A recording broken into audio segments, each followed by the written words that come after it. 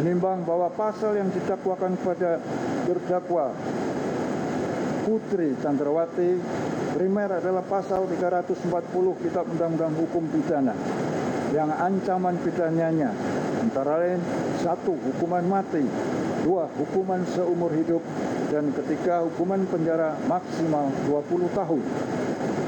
Dan oleh Majelis Hakim tingkat pertama memilih menjatuhkan pidana penjara selama 20 tahun,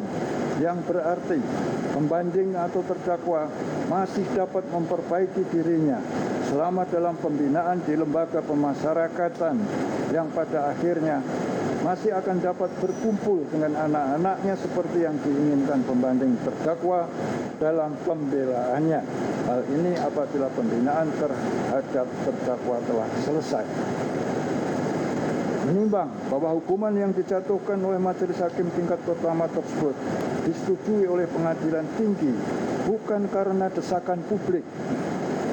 akan tetapi karena Majelis Hakim telah dapat menyerap pendapat publik, nilai-nilai yang hidup dalam masyarakat, pendapat sahabat pengadilan, bagaimana video pasal 5 ayat 1 ayat 1 Undang-Undang Nomor 48 tahun 2009, yang karenanya ini menjadi terbukanya kasus ini dan masyarakat umum menjadi tahu bahwa akibat perbuatan terdakwa dan terdakwa-terdakwa lainnya telah membuka aib adanya kerusakan dalam lembaga dan kesewenang-wenangan pejabat yang merusak nama lembaga penegak hukum yang seharusnya melindungi dan mengayomi masyarakat. Karena sebenarnya hukum itu ada untuk mensejahterakan masyarakat dan bukan sebaliknya digunakan untuk mencederai, untuk membohongi masyarakat. Menimbang bahwa penuntut umum dalam memori bandingnya pada pokoknya menyatakan bahwa meskipun penuntut umum menuntut terdakwa dengan hukuman penjara 8 tahun, akan tetapi penuntut umum memohon agar putusan Majelis Hakim tingkat pertama yang menghukum terdakwa dengan hukuman penjara selama 20 tahun dikuatkan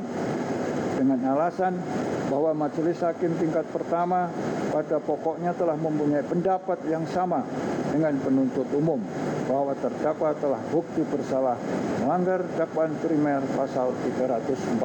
Kitab Undang-Undang Hukum Pidana. Menimbang bahwa dari pertimbangan-pertimbangan tersebut di atas, maka memori banding dari pembanding penasihat hukum terdakwa harus dikesampingkan, sedangkan memori banding dari pembanding penuntut umum dapat dikabulkan. Menimbang bahwa setelah pengadilan tinggi membaca, mempelajari dengan cermat dan seksama berita acara persidangan, keterangan saksi-saksi,